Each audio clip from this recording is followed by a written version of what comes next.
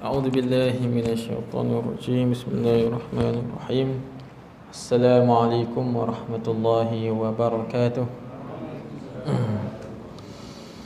إن الحمد لله نحمده ونستعينه ونستغفره ونعوذ بالله من شرور أنفسنا ومن سيئات أعمالنا. من يهده الله فلا مضل له ومن يضلل فلا هادي له. أشهد ونشهد أن لا إله إلا الله وأن محمدا عبده ورسوله. اللهم صل على سيدنا محمد وعلى آله وصحبه أجمعين. سبحانك لا علم لنا إلا ما علمتنا إنك أنت العليم الحكيم. ولا حول ولا قوة إلا بالله العلي العظيم. قال رب اشرح لي صدري ويسر لي أمري واحلل عقدة من لساني يفقه قولي. أما بعد. Yang saya muliakan Tuan Pengerusi Surau, barisan ahli jawatan kuasa surau, barisan para imam, para bilal, para muadzin, para asatizah, para ilmuwan, seterusnya hadirin hadirat yang dirahmati Allah Subhanahu wa taala sekalian. Pertemuan selamanya marilah sama-sama kita merafakkan setinggi kesyukuran kita kepada Ilahi dengan limpahan taufik dan hidayahnya, yang mana Allah memberikan kita pelbagai rezeki, pelbagai nikmat, pelbagai pemberian, dan juga Allah memberikan kita jangka hayat usia yang sampai hari inilah untuk kita meneruskan hari-hari kita dalam melaksanakan ketaatan kepada Allah Subhanahu wa taala. Hadirin hadirat yang dirahmati Allah Subhanahu wa taala, sebelum kita bahaskan, kita sambung bacaan kitab Ar-Rasul Al-Muallim, saya nak membawakan satu sunnah yang kita boleh amalkan. Tak kala sekarang musim tak menentu, kejap hujan, kejap panas, kejap ribut petir. Macam semalam hujan, hari ni panas pula kan. Dengan influenzanya, satu virus yang mula nak merebak. Maka Nabi ajarkan kita satu bacaan doa yang kita boleh amalkan sebagai satu bentuk ikhtiar daripada sebarang bentuk musibah lah yang melanda di sekitar kita sekarang. Satu hadis daripada Anas bin Malik, mungkin tuan-tuan puan-puan boleh rujuk Sunan At-Tirmizi ataupun Sunan Al-Kubra daripada Imam An-Nasai. Satu hari Nabi nak keluar daripada rumah, lalu diperhatikan oleh hambanya, oleh khadamnya bernama Anas bin Malik. Anas bin Malik ni merupakan khadam Nabi. Kalau kita kira sekarang ni jawatan PT lah kan, pembantu takbir ataupun menjadi PA lah kan, assistant bagi Nabi kita. Lalu satu hari Nabi nak keluar daripada rumah, Nabi sebut, idza kharaja ar-rajul min baitihi thumma yaqul, tak kala seorang lelaki ataupun seorang manusia lah nak keluar daripada rumahnya dan dia baca satu doa. Mungkin doa ni kita pernah dengar, kita pernah baca dah pun, tapi tak tahu apakah dia punya kelebihan, apakah dia punya fadilat ataupun dia punya kelebihan lah, keberkatan yang ada pada doa ini. Maka seorang lelaki tu akan membacakan satu doa. Apa kata? Bismillahi tawakkaltu ala Allah wa la hawla wa la quwwata illa billah.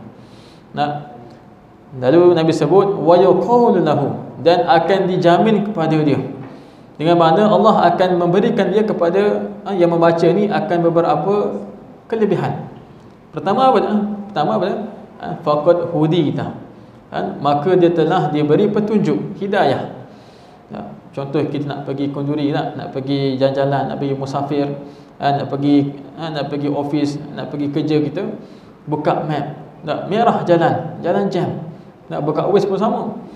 Maka dengan kita ikhtiar dengan bacaan doa ini, Allah akan dorongkan kita jalan yang terbaik.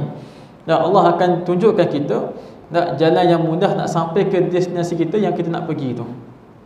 Yang kedua apa?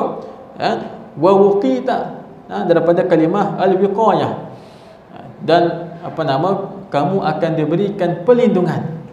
Dengan makna sepanjang kita nak pergi bermusafir ataupun nak pergi ke tempat yang kita nak pergi surau ke, nak pergi pasar ke, nak pergi masjid ke, dengan kita ikhtiar dengan bacaan doa ini, Allah akan pelihara sepanjang perjalanan kita itu. Yang ketiga, waqufitan, dan dia akan dicukupkan bekalan. Mungkin kita lupa nak isi minyak, kita lupa nak isi minyak, ataupun kita tak cukup bekalan makanan sepanjang permusafiran kita itu, ataupun sepanjang keberadaan kita dekat luar rumah itu. Maka dengan izin Allah, Allah akan cukupkan bekalan kita sepanjang perjalanan itu. Dan yang terakhir apa katanya? Wa tanaha anhu syaitan, dan syaitan akan jauh daripada dia. Boleh jadi kita nak pergi musafir, contoh nak balik kampung, niat baik, kita nak erat hubungan dan jumpa saudara mara, tapi boleh jadi iblis akan bisik kepada kita, ubah niat kita. Contohnya kita buat maksiat ke contohnya. Maka dengan kita ikhtiar dengan bacaan ini, syaitan akan jauh daripada mereka yang membacakan doa ini. Bismillah tawakkaltu ala Allah wa la haula wa la quwwata illa billah. Lelaki zaman sekarang ni tak menentu. Kerana kita bawa kereta dah habis baik dah, cermat dah. Tapi kadang-kadang orang di sekeliling kita bawa tak tentu hala dengan lorinya, dengan dengan motornya, dengan kereta lainnya. Maka penting untuk kita ikhtiar, bukan sekadar dari sudut fizikal, tapi dari sudut keterikatan kita dengan Allah juga. Kena ada aspek tawakal. Supaya setiap perjalanan kita dijamin ataupun dijaga oleh Allah Subhanahu wa taala. Hadirin hadirat yang dirahmati Allah Subhanahu wa taala, insya-Allah pada malam ini kita akan sambung bacaan kitab Ar-Rasul Al-Muallim wa Asalibuhu fi Ta'lim. Satu kitab berkisarkan tentang 40 teknik ataupun 40 kaedah pengajaran ataupun pendidikan dakwah, tentang uslub dakwah Nabi. Bagaimana Nabi mendidik sahabatnya, bagaimana Nabi mentarbiah sahabat-sahabatnya, sehinggalah mereka ni menjadi orang yang sangat hebat. Bayangkan tempoh yang agak singkat, 23 tahun Nabi diutus sebagai Rasul. Nabi telah mengkadirkan ramai sahabat-sahabat yang meneruskan risalah dakwah Nabi itu sendiri. Macam kita tempoh berkhidmat sebagai guru 30 tahun, 35 tahun, 28 tahun. Maka sepanjang tempoh tu berapa ramai kita, berapa ramai guru-guru berjaya mendidik anak murid. Tapi tempoh Nabi 23 tahunnya, tapi boleh melahirkan sahabat-sahabat yang hebat. Tu semua hasil tarbiyah dan hasil pendidikan yang disampaikan oleh Nabi kita sendiri. Hadirin hadirat, kita berhenti pada uslub yang ke-29. Disebut di sini qala musannif rahimahullah wa nafa'ana bihi wa bi ulumihi fid darain. Ijmaluhu sallallahu alaihi wasallam al-amra thumma tafsiluhu liyakuna awdaha wa amkana fil hifzi wal fahmi. Hadirin hadirat, di antara satu bentuk cara dakwah Nabi, tak kala Nabi nak sampaikan konten dakwah Nabi ni, Nabi mulakan dengan satu pernyataan yang agak umum, ijmal, ataupun satu big picture lah, gambaran umum. Kemudian barulah Nabi akan huraikan satu demi satu.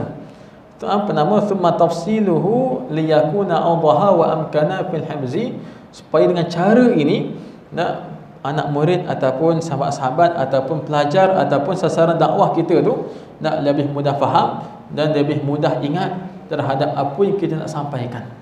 Hadirin hadirat, kalaulah ilmu ni kita sampaikan serentak semuanya, boleh, tapi mereka akan lupa. Dalam satu pepatah Arab sebut, man akhadha al-ilma man akhadha ilma kullahu dhahaba jullahu. Siapa yang ambil ilmu ni secara sepenuhnya, hari nak belajar 10 ilmu, hadisnya, tafsirnya, akidahnya, tauhidnya, fiqahnya, 10 ilmu nak belajar, boleh. Tapi esoknya boleh tentu dia akan ingat ke-10 itu. Dhahaba jullahu, akan hilang semuanya. Maka cara Nabi, Nabi akan memulakan dengan satu pernyataan yang agak umum, supaya dia dapat menarik perhatian ataupun dapat menimbulkan suasana supaya mereka ni dapat cakna dengan apa yang Nabi nak sampaikan. munawarah Nabi huraikan satu demi satu. Apakah konten ataupun apakah mesej yang Nabi nak sampaikan. Tengok pada contoh yang kedua di sini. Pada bulan lepas kita telah bahaskan contoh yang pertama. Contoh yang kedua, rawa Muslim an Ma'bad bin Ka'ab bin Malik. Daripada Imam Muslim, daripada Ma'bad bin Ka'ab bin Malik. Siapa dia Ma'bad bin Ka'ab bin Malik? Saya biasa kalau ajar hadis, saya akan cerita setiap perawi-perawi yang terlibat dalam sanad hadis ni, supaya kita boleh kenal dia ni seorang yang siqah ke, seorang yang adil ke, apa latar belakang dia. Maka siapa dia Ma'bad bin Ka'ab bin Malik? Yang mana Ma'bad ni anak kepada Ka'ab bin Malik. Ayah dia ni Ka'ab bin Malik seorang yang sangat famous lah, antara seorang pesyair Nabi. Nabi ada 3 orang pesyair. Pertama adanya Hasan bin Sabit, yang kedua adanya Ka'ab bin Malik, ketiga adanya Ibnu Rahawai. Yang mana peranan pesyair ni, mereka inilah yang akan meniupkan semangat perjuangan kepada tentera Islam. Sewaktu perang Badar, sewaktu perang Uhud, mereka lah antara yang duduk kat tepi belakang bagi semangat kepada tentera Islam. Macam kita lah, kita nak semangat kerja, nak semangat study, dan kita akan pasang lagu. Tak kisahlah lagu background ke lagu macam-macam. Maka peranan pesyair ni nak meniupkan semangat perjuangan tentera Islam. Ni Ka'ab bin Malik. Dan dia juga antara 72 orang Al-Ansar yang awal memeluk agama Islam, pergi ke Mekah sewaktu peristiwa Bai'atul Aqabah yang kedua, berbai'ah dengan Nabi kita. Oleh sebab itulah dalam peristiwa Bai'atul Aqabah kedua akan jumpa banyak nama perawi Ka'ab bin Malik.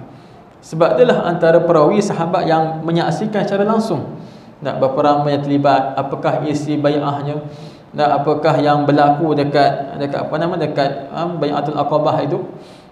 Maka ni insan yang sangat penting. Dan juga Ka'ab bin Malik, hadirin hadirat, seorang sahabat yang menyertai dalam setiap siri peperangan, daripada perang Badar, perang Uhud, perang Khandaqnya, kecuali perang yang terakhir, perang Tabuk, tak disertai oleh Nabi kita, oleh Ka'ab bin Malik. Disebabkan pada perang Tabuk itu, hadirin hadirat, tentera Islam diuji dengan musim kemarau. Bayangkan daripada Madinah nak ke Tabuk itu lebih kurang 800 ke 1000 km. Daripada Madinah nak ke Jordan tu kan, sepadan Syam tu, sepadan Syria tu, lebih kurang 800 ke 1200 km. Waktu tu tak ada kereta kan, tak ada flight. Maka mereka diuji dengan musim panas pula tu. Kalau musim panas ni, tanah Arab subur, ada macam-macam buah tembikai, buah mangganya, buah stroberinya. Maka pada waktu itulah tentera Islam diuji untuk meninggalkan segalanya itu, bahkan kena infak pula, kena bagi unta, kena bagi kuda. Maka Ka'ab bin Malik teruji dengan keadaan itu, dia pun tak pergi perang Tabuk. Pendek ceritanya, sampaikan tak kala tentera Islam pulang ke Madinah, Nabi arahkan sahabat memulaukan Ka'ab bin Malik ini selama 40 hari. Kisah ni famous. Kalau nak cerita satu demi satu, banyaklah. Sehingga kan Allah turunkan satu ayat dalam surah Taubah khas menceritakan tentang bahawa Allah menerima taubat si Ka'ab bin Malik ini. Balik dengan contoh kita ni. An Abi Qatadah bin Rabi'i radhiyallahu anhu. Siapa dia Abi Qatadah ini? Abi Qatadah ni, kalau tadi Ka'ab bin Malik seorang pesyair, maka Abi Qatadah ataupun Abu Qatadah seorang pahlawan Nabi. Nabi sebut khairu fursanina Abu Qatadah. Sebab-baik tentera berkuda kami iaitulah Abu Qatadah. Hadirin hadirat, ada satu kisah menarik yang mana berlaku kepada sahabat ini, sampaikan Nabi meludah kat muka dia. Ini satu kisah tak kala Nabi mengutuskan sebilangan sahabat pergi ke Zikarat untuk mengambil kembali unta-unta yang telah dirampas oleh Bani Ghatfan. Lalu Nabi utuskan sebilangan sahabat, termasuklah Abu Qatadah, pergi ke Zikarat. Lalu sampai saja dekat Zikarat ini, maka mereka berjaya merampas kembali ke semua unta, dan Abu Qatadah membunuh panglima Bani Ghatfan ini, bernama Mas'adah. Lalu tak kala pulang saja ke Madinah, Nabi memuji Abu Qatadah ini. Bahkan Nabi mendoakan dia. Allahumma barik fi syi'rihi wa basharihi qad aflaha wajhuka. Ni doa Nabi khusus kepada Abu Qatadah. Ya Allah, berkatilah kulit dan juga rambut Abu Qatadah ini. Dan Nabi mendapati bahawa di wajah muka Abu Qatadah ini ada mengalir darah.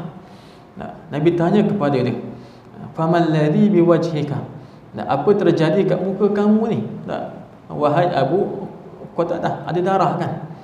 Lalu kata dia, sahmun qad rumitu bihi, saya terkena panahan anak panah, sampai mengalir darah tu kan. Lalu Nabi meminta dia untuk mendekati Nabi. Udunu, meh sini jap. Lalu dia pun dekat, fadanautu fabasaqa alaihi, dan saya pun mendekat kepada Nabi dan Nabi meludah kat wajah saya ni kan.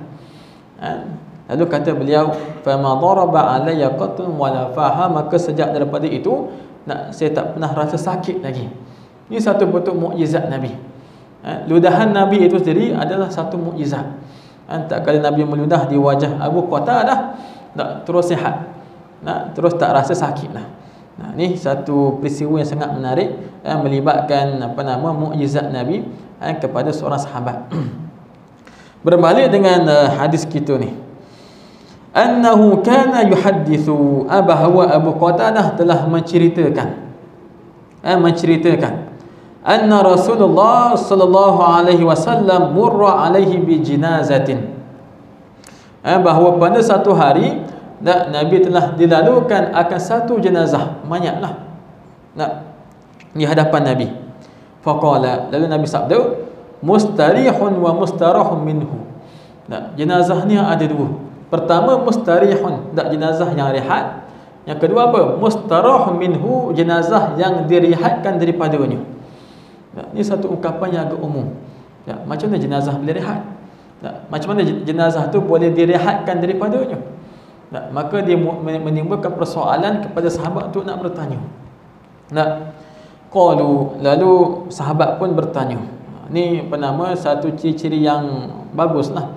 Dia kalau pelajar yang bagus, dia akan tanya apa jua kalimah yang tak difahami, yang disampaikan oleh gurunya. Qalu, ya Rasulullah, wahai Rasulullah, mal mustarihu wal mustarahu minhu. Mereka tanya, apakah yang dimasukkan dengan jenazah yang rehat dan jenazah yang direhatkan daripadanya? Dia tanya kepada Nabi kita.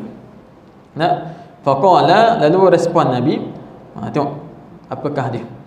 Al-abdu al-mu'minu yastarihu min nasabid dunya ila rahmatillah. Hamba Allah yang beriman, beriman dengan Allah, beriman dengan hari kiamat, beriman dengan Rasulullah, beriman dengan Quran, beriman dengan malaikat. Apa dia? Yastarihu min nasabid dunya, mereka akan rehat daripada kepayahan hidup. Ialah kita hidup ni dengan macam-macam taklifan, kena solatnya, kena keluarkan zakatnya, elok dapat gaji kena keluar zakat pula, kena puasanya, kena hajinya, macam-macam taklifan. Bila termasuk dengan tanggungjawab dengan mak ayah, dengan isteri lagi, dengan anak-anak lagi, banyak taklifan kita kena buat sebab tu kita hidup ini. Maka Nabi sifatkan hamba Allah yang beriman, tak kala dia mati dia akan rehat daripada nasabid dunya, kepayahan hidup, ila rahmatillah, dia kembali kepada rahmat Allah Subhanahu wa taala. Dengan makna dia akan masuk ke dalam syurga Allah Subhanahu wa taala. Sebab syurga ni satu cibisan rahmat yang khusus kepada orang yang beriman. Wal abdu al fajir, dan ada pun hamba Allah yang derhaka. Mungkin waktu dia hidup dia banyak menzalimi orang. Mungkin waktu dia hidup dia tak beriman dengan Allah Subhanahu wa taala. Dan apakah dia? Wal abdu al fajiru yastarihu minhu al ibadu wal biladu wasyajaru wad dawabu. Dan ada pun hamba Allah yang fajir, yang derhaka, maka akan rehat daripadanya siapa dia?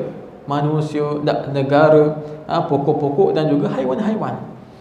Dengan makna waktu dia hidup mungkin banyak kebinasaan yang dia buat, sampai melibatkan tumbuh-tumbuhan, sampai melibatkan haiwan-haiwan, bahkan melibatkan negara sendiri. Maka kematian dia ni seluruhnya akan rasa tenang. akan rasa relax, akan rasa seronok dengan kematian dia ni. Bukan sekadar manusia, bahkan tumbuh-tumbuhan dan juga haiwan juga. Ni bagaimana Nabi sifatkan hamba Allah yang derhaka ini, kematian dia menjadi satu bentuk keseronokan bagi kesemua makhluk. Hadirat dalam hadis ini yang dapat difahami bahawa pengakhiran bagi setiap manusia imma dua perkara. Sama ada as-sa'adah, diakhiri dengan kebahagiaan, ataupun wa imma asyaqawah, sama ada diakhiri dengan kesengsaraan. Maka kita doalah kepada Allah Subhanahu Wa Taala agar kita diakhirikan hayat kita dengan as-sa'adah, dengan kebahagiaan. Maka peliklah bagaimana ada beberapa orang, ada orang yang sebut bahawa Firaun pun ada jasa dia. Sedangkan Firaun dalam Quran memang Allah dah sebut jelas. Alladzina taghaw fil bilad. Dalam surah surah Al-Fajr kan. Wa fir'auna dzil autad alladzina taghaw fil bilad. Yang mana Firaun ni memang dia membuat kerosakan, membuat kezaliman. Walaupun even ada jasa pun mungkin hasil jasa dia ambil daripada satu orang, bagi kepada orang lain. Sebab tu dalam pengakhiran hayat Firaun ni, Allah hanyutkan dia. Nak cerita sombongnya Firaun ni hadirat, walaupun pada hujung dia punya hayat dia still tak nak sebut nama Allah Subhanahu Wa Taala. Dia sebab apa? Saya beriman dengan Rabbi Musa. Aku beriman dengan Tuhan Musa. Tengok betapa sombongnya Firaun ni. Walaupun Allah dah lenyapkan dia, dah menenggelamkan dia, still tak nak sebut nama Allah Subhanahu Wa Taala. Dia sebab apa? Aku beriman dengan Tuhan Musa. Macam tu pula kan. Seorang makhluk bernama Firaun yang banyak kerosakan dia buat dekat atas muka bumi ini. Hadirat yang dirahmati Allah Subhanahu Wa Taala, dalam hadis ini saya merujuk kitab Fathul Mun'im bi syarhi Sahih Muslim karangan Dr. Musya Shahin Lashin. Tak kala dia mensyarahkan hadis ini, dia datangkan banyak pengajaran. Sebelum tu kita sentuh sikit tentang cara dakwah Nabi yang terdapat pada hadis ini. Hadirat, di antara satu bentuk cara dakwah Nabi akan memulakan statement dakwah Nabi ini dengan perkara yang umum dahulu. Macam Nabi sebut mustarihun wa mustaruhun minhu. Dia kalau first time kita dengar kita tak tahu kan apakah itu kan. Lalu Nabi jelaskan satu demi satu apakah dimaksudkan dengan perkara yang agak disamar-samarkan itu. Yang mana dalam dalam teknik ini ada 4 tujuan dia. Pertama apa? Pertama nak menarik perhatian ataupun minat pelajar ataupun anak murid yang kita nak sampaikan dakwah itu. Dia kalau kita sampaikan satu pernyataan yang agak umum, maka akan timbul perasaan at-tashwiq, perasaan ingin tahu apakah itu. Maka mulalah mereka akan bertanya. Yang kedua tujuannya apa? Nak mengukuhkan daya ingatan. Dia kalau kalau ilmu ni nak kita bagi selonggok terus, mungkin waktu tu je lah ingat. Mungkin sejam selepas tu dah lupa dah. Mungkin esok dah lupa dah. Maka dengan cara ini boleh mengukuhkan daya ingatan sahabat-sahabat ataupun anak murid kita yang kita nak ajarkan itu. Yang ketiga, tujuannya apa? Nak mengelakkan beban maklumat. Sebab tu Quran ini hadirat Allah turunkan mengikut peristiwa. Allah tak turunkan Quran ini serentak. Sebab tu antara pertikaian orang-orang kufur yang mana Allah rakamkan ucapan mereka ni dalam Quran. Mereka mempertikaikan kenapalah Quran ini tak turun serentak, jumlatan wahidah. Dalam satu ayat Allah sebut wa qala alladziina kafaru laula nuzila alaihi alquran jumlatan wahidah. Ni orang kafir mempertikaikan kenapalah Quran ni tak turun serentak kepada Nabi Muhammad. Lalu Allah balas balik kadzalik linuthabbita bihi fuadak. Yang mana dengan cara ini, cara turun peringkat ini untuk nak mengukuhkan, nak menetapkan pendirian Nabi dan orang-orang yang beriman. Kalaulah Quran ini turun serentak kepada umat Islam pada zaman itu, mereka rasa berat. Nak beramal pun rasa payah. Tengok bagaimana apa nama kelakuan Abdullah bin Umar. Tak kala nak menghafal Quran, dia mengambil masa 2 tahun nak hafal surah Al-Baqarah. Sebab apa? Nak beramal dengan isi surah Al-Baqarah itu dahulu. Tu apa nama kelakuan sahabat. Bagaimana mereka nak beramal dengan isi kandung Quran itu supaya mereka ni nak lebih apa nama lebih kuat ingatan mereka.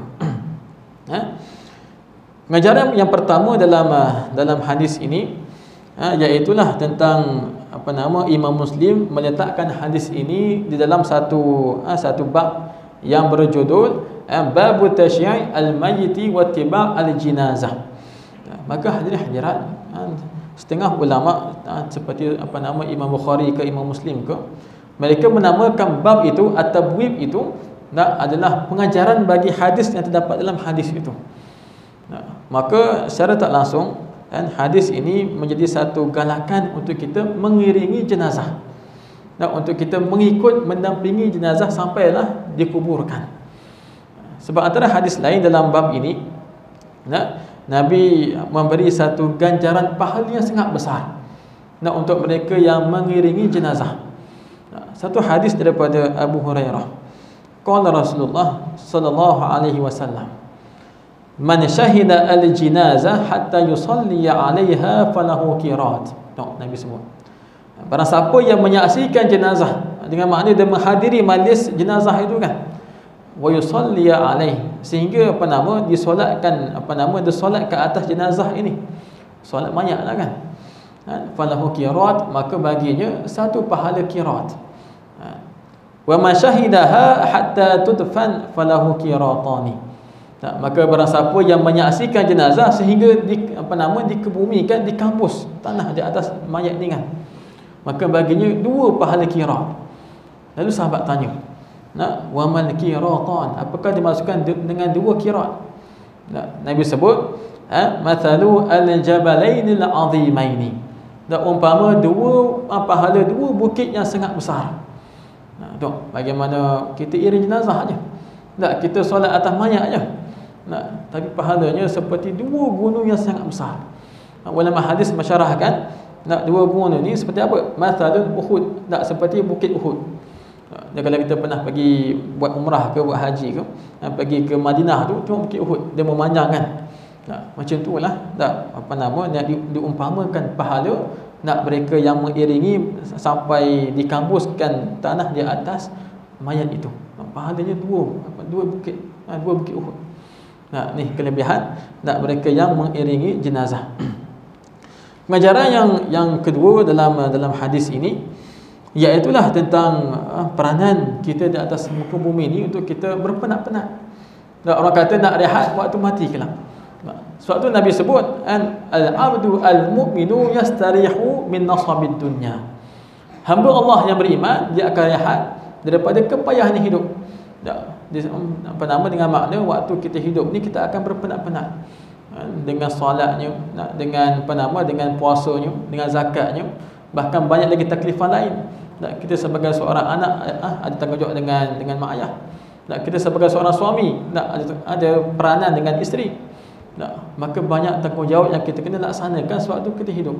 Dia termasuk amanah kita kerja. Tanggungjawab dengan syarikat lagi.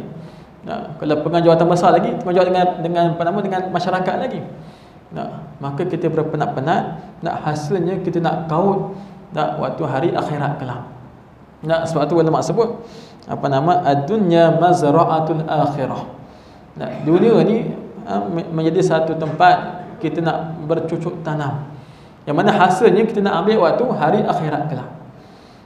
Sebab tu dalam surah Al-Mulk, setiap malam kita baca ayat yang kedua, Allah sebut apa? Alladzi khalaqal mauta wal hayata liyabluwakum ayyukum ahsanu amala. Yang mana Allah jadikan hidup dan mati ni, kematian dan kehidupan ni, apa fungsinya? Liyabluwakum ayyukum ahsanu amala.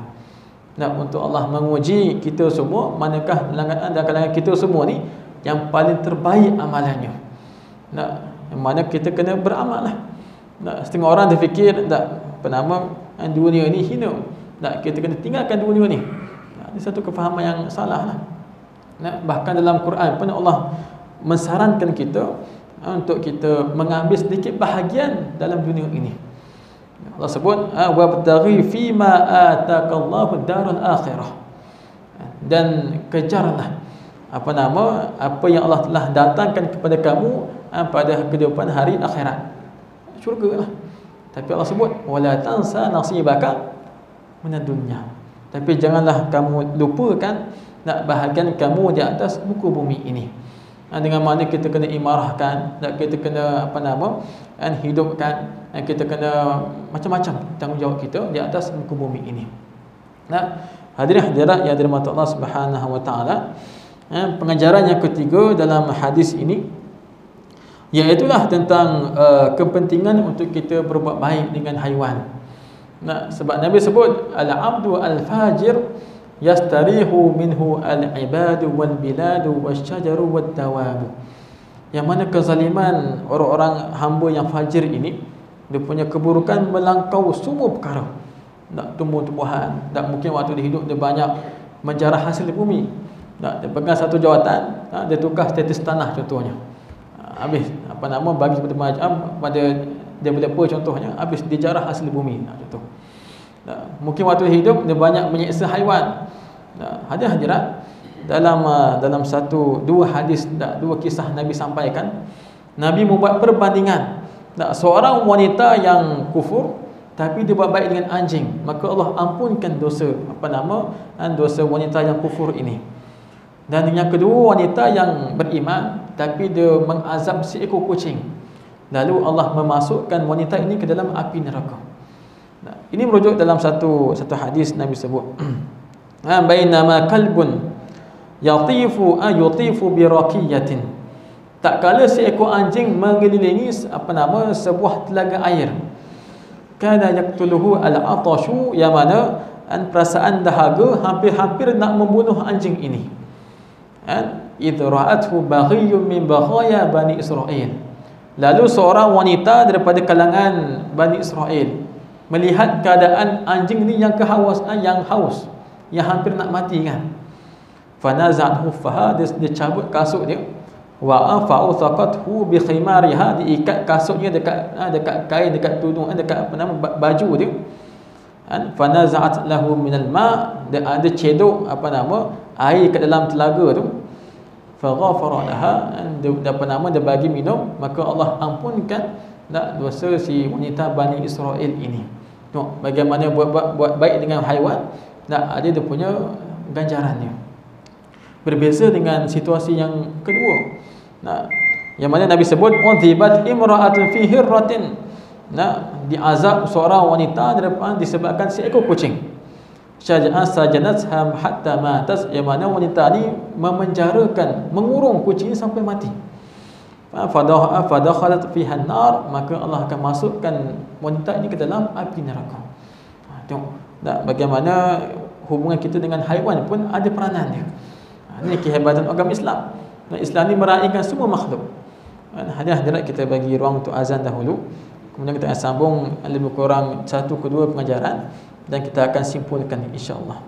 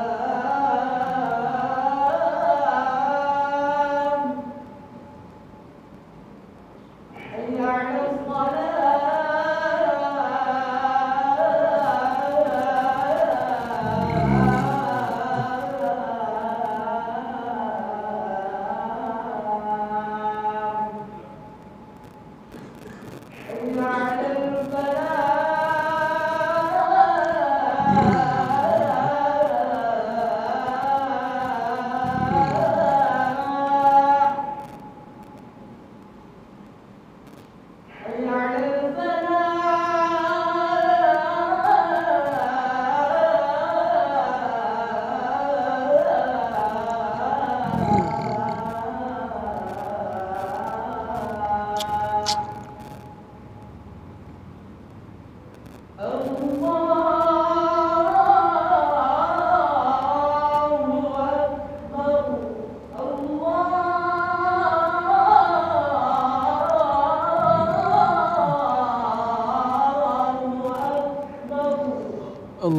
Akbar, Allahu Akbar.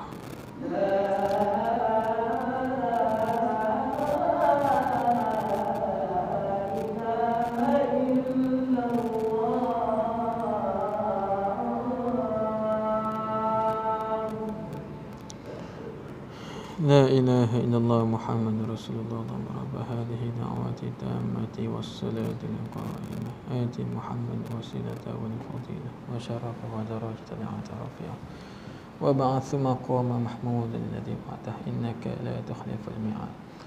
Hadirin hadirat yang dirahmati Allah Subhanahu wa taala, sementara tadi kita telah sebut pengajaran tentang keutamaan untuk kita membuat baik kepada haiwan.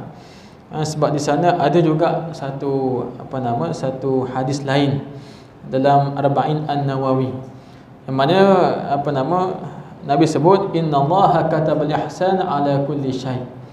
Allah sendiri telah menetapkan nilai ihsan dalam semua perkara. Idza qatalatum fa ahsinu al-qitlah, kata Nabi. Tak kala kamu ataupun kita nak pergi berperang, maka perelokkanlah cara peperangan kamu ini. Kita semua. Sebab tu dalam Islam dalam nak pergi berperang tak boleh musnahkan tempat ibadat, tak boleh bunuh orang tua, tak boleh nak membunuh kanak-kanak. Sebab tu tengok bagaimana berbezanya cara pendekatan tentera Islam mujahidin dekat Gaza tu kan, dengan nak dibanding dengan dibuat oleh tentera Zionis itu. Sangat kejam. Itu semua hasil kefahaman mereka terhadap cara berperang ikut ada nilai ihsan, adanya nilai kebaikan, ada nilai toleransi, yang mana secara tak langsung dapat attract ataupun menarik orang ramai terhadap agama Islam itu sendiri. Idza zabahtum fa ahsinu adhibha. Tak kala nak menyembelih pun, maka perelokkanlah cara menyembelihan itu. Tu sampai macam tu sekali Islam ajar kepada kita untuk berlaku ihsan dalam semua perkara. Hatta haiwan yang kita nak sembelih pun ada ihsan dia. Kena tajamkan parang, kena wal yurah zabihatahu, kena lancarkan cara nak menyembelih itu supaya tak menyeksa haiwan itu. Sampai macam tu sekali Islam menjaga kita semua. Yang menjadi satu persoalan, bagaimana pula dengan anjing liar?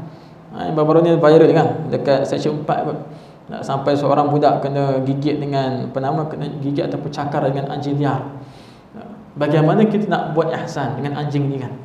Sedangkan Allah meminta kita berlaku ihsan. Tapi bagaimana dengan anjing liar ini? Tak sampai mencederakan budak kan, ataupun mengacau komuniti kita ni. Maka dalam satu bab dalam Sahih Muslim, Imam Muslim sendiri membuat satu bab, babul amri biqatli al-kilab. Satu bab pada menyatakan arahan untuk membunuh anjing. Yang mana hadirat tak kala Nabi sampai ke Madinah, Nabi mendapati banyak anjing-anjing milik Yahudi. Lalu Nabi mengarahkan sahabat untuk membunuh anjing-anjing ini. Tapi hadis ini dinasahkanlah. Yang mana kata Abu Hurairah, anna Rasulullah amara biqatli al-kilab, bahawa Rasulullah mengarahkan untuk membunuh anjing.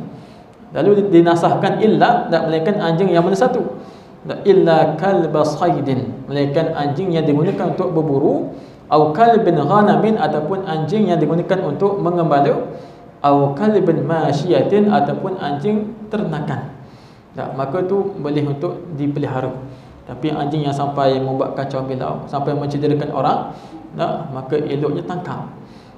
Bahkan dalam satu kaedah fiqh pun ada menyebut, darul mafasid muqaddamun ala dar'i ala jalbi al-masalih. Kita mengelak, kita jauhkan daripada mafsadah lebih utama daripada kita mengawal keuntungan ataupun maslahah. Walaupun ada sedikit maslahah daripada kumpulan pencinta haiwan ini, tapi lebih utama kita elakkan mafsadah yang mungkin akan mencederakan orang ramai, itu lagi utama. Walaupun dah ada libat urus kalau tak silap dengan kumpulan pencinta haiwan ni.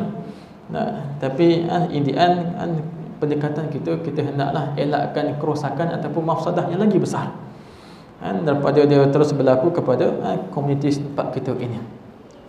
Penjara yang terakhir dalam hadis ini iaitulah tentang kepentingan juga untuk kita nak menjaga alam sekitar.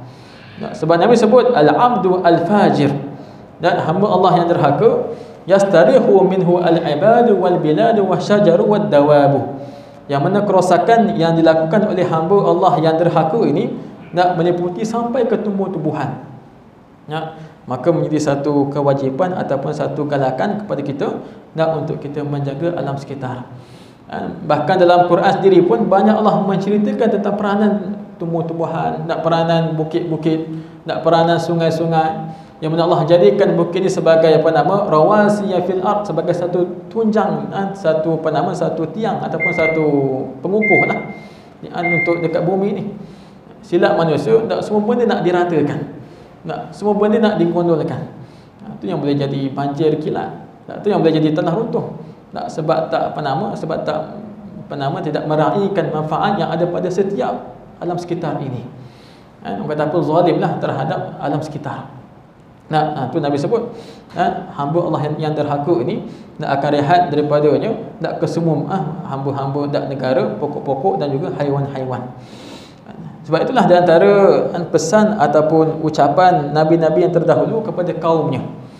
Contoh Nabi Saleh kan, dia ucap kepada kaumnya kaum Ad, kalau tak silap ataupun kaum Thamud, yang mana Nabi Saleh sebut wadhkuru id ja'alakum khulafa'a min ba'di 'ad wa bawwa'akum fil ard tatakhiduna min suhuliha qusura. Nak cerita kehebatan kaum Thamud ni, hadirin-hadirat, dekat tengah padang pasir tu mereka boleh mencipta ataupun membina istana. Wa tanhituna al-jibala buyuta, dan kamu menjadikan rumah-rumah dekat bukit, dekat lereng-lereng bukit itu kan. Ni teknologi zaman dahulu. Tapi Nabi Saleh pesan fadhkuru ala Allahi wa la ta'thaw fil ardi mufsidin. Walaupun kamu ni hebat dalam teknologi, hebat dalam segala jenis penciptaan, tapi janganlah bermaharajalela di atas muka bumi dengan membuat mufsidin, membuat kerosakan, sampai menjarah hasil bumi dan sebagainya. Sama jugalah pesan Nabi Syuaib kepada kaumnya Madyan. In the end dia sebut apa? Wala ta'thaw fil ardi mufsidin. Janganlah bermaharajalela di atas muka bumi dengan membuat kerosakan. Maka hadirin-hadirat yang dirahmati Allah Subhanahu wa taala, kesimpulan pada uslub yang ke-29 ini dan hadis kita ini, iaitulah dunia ini tempat untuk kita berpenat-penat. Nak rehat kelak, nak jadi jenazah yang mustarihun, jenazah yang rehat waktu kita dah mati kelak. Maka laksanakanlah kita punya taklifan yang pelbagai, kefarduan yang pelbagai, yang mana semua itu menjadi satu tanggungjawab kita untuk kita laksanakan. Dan muhasabahnya, bagaimana kematian kita kelak, adakah menjadi kematian yang yang dirindui ataupun kematian yang menjadi satu bentuk keseronokan untuk orang ramai. Sebab Nabi sebut hamba Allah yang derhaka ni, semua makhluk akan seronok dengan dengan pemergian dia. Haiwan-haiwan, tumbuh-tumbuhan, negara, bahkan manusia pun seronok dengan pemergian dia.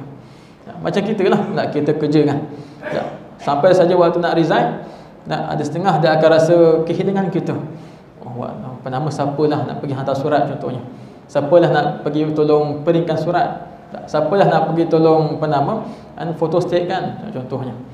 Setengah orang tak akan rasa gembira dengan pemberian kita. Mungkin waktu kita sepanjang kerja tu tak amanah contohnya. Mungkin sepanjang kita kerja tu kita ni banyak mengular contohnya. Maka orang pun rasa seronok dengan ketiadaan kita itu. Macam tu jugalah kita di atas muka bumi ni, bagaimana pengakhiran kita ini adakah ditangisi ataupun menjadi satu bentuk keseronokan untuk orang ramai. Itu satu bentuk muhasabah. Maka hadirin-hadirat yang dirahmati Allah Subhanahu wa taala, saya rasa cukup sekadar itu saja satu contoh yang dibacakan pada malam ini. Dan pada uslub ini terdapat dua contoh lagi, InsyaAllah kita akan bahaskan pada pertemuan yang akan datang. Yang mana kalau boleh sebut sikit di sini, contoh yang seterusnya tentang aspek kejiranan. Sampaikan Nabi sebut 3 kali, wallahi la yu'min, tak, demi Allah tak beriman, tak, siapa yang menyakiti jiran dia. Itu kita akan bahaskan pada pertemuan yang akan datang.